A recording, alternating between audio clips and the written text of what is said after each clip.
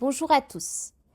Nous continuons la lecture du texte de Paul Evdokimov intitulé « L'amour fou de Dieu et le mystère de son silence ».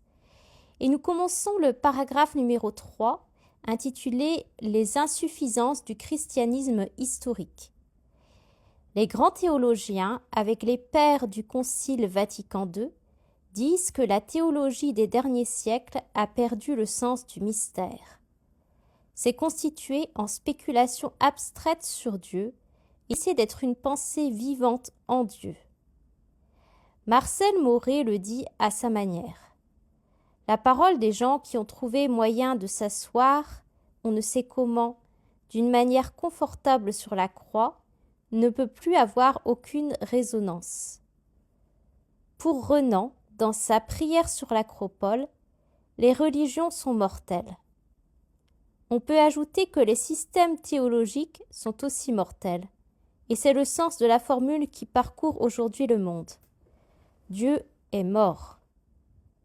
C'est le Dieu d'une certaine théologie qui est mort. C'est la mort de la conception courante de Dieu comme un objet quasi physique, situé à la périphérie de l'espace cosmique, pure extériorité et par cela maître redoutable. Saint Cyril d'Alexandrie a remplacé la dialectique grecque, maître-esclave, par celle de l'Évangile Père-Fils. Or, aujourd'hui, F. Boulard, dans son enquête sur les problèmes missionnaires, cite l'aveu d'un prêtre. Mais chrétiens considèrent Dieu comme un Dieu lointain, à qui il faut se soumettre autant qu'on le peut, non pas par amour pour lui, mais par crainte de tomber en enfer. Dieu n'est pas le Père, non. Dieu est celui qui a posé les 10 commandements négatifs. Tu ne feras pas. Conclusion. Dieu est celui qui empêche d'être heureux. Dans une autre enquête publiée dans Réalité, Dieu, c'est triste, dit un ingénieur. C'est tout ce qu'on n'a pas le droit de faire. C'est des endroits sombres avec des petites bougies, des femmes avec des oripeaux, des interdictions chez les jésuites. L'idée bien fausse que la chrétienté elle-même se faisait de Dieu a fortement durci la révolte des hommes hors de l'Église. L'image de Dieu s'est trouvée bloquée avec l'image du roi terrestre et de ses attributs. Dignité, majesté, puissance. Au Moyen Âge, les peuples furent convertis souvent en bloc, comme des communautés politiques, sur ordre de leurs princes et à la pointe de l'épée. L'idée de Dieu devint garante de l'édifice social et politique. L'incroyance du XVIIe siècle s'affirma devant le scandale d'un Dieu imposé et de la religion forcée. Dans la théologie d'école, on voit une pétrification de l'éternité divine qui surplombe l'avenir comme un perchoir au-dessus du temps. Les philosophes posent des questions troublantes. Si tout est décidé d'avance, pourquoi prier? À quoi bon demander? La gratuité du salut, ce mystère merveilleux de l'amour de Dieu que la Réforme lit dans la Bible et chez les pères, une fois posée, hélas, en termes de causalité, et une fois conceptualisée, devint la terrible doctrine de la double prédestination. Si de nos jours, on essaye de la corriger, en parlant du salut de tous et en démontrant qu'un seul est coupable, Dieu lui-même, alors on ne voit pas à quoi sert l'homme.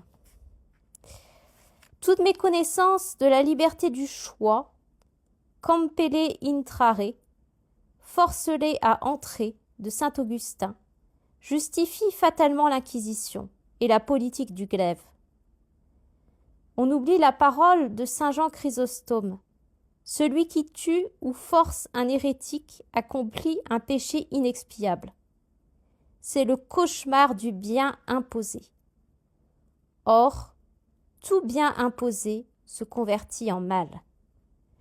Le christianisme officiel apparaît comme une religion de la loi et du châtiment qui se traduit par des interdits ou des tabous sociaux. Ces formes dominatrices sont dénoncées par Freud sous le nom de père sadique. La régression judaïsante oublie la Trinité, sa paternité sacrificielle, qui ne domine pas, mais engendre la liberté. Cette régression présente en Dieu sous la figure du juge jaloux, justicier redoutable et terrorisant, qui prépare de toute éternité l'enfer et le châtiment.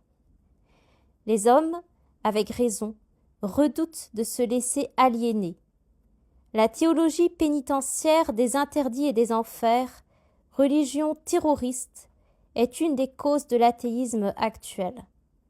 D'autre part, face à la conception scientifique, même dans un milieu croyant, Dieu se trouve exilé au ciel.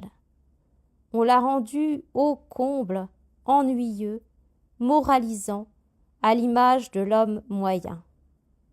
La seconde naissance dans la lumière du ressuscité, le jaillissement de la nouvelle créature, se sont trouvés remplacés dans l'histoire par l'institution hiérarchique de l'Église, vidée de tout événement car posée en termes d'obéissance et de soumission. C'est pire que le monde clos dont parle Bergson. C'est le ciel clos de la médiocrité chrétienne.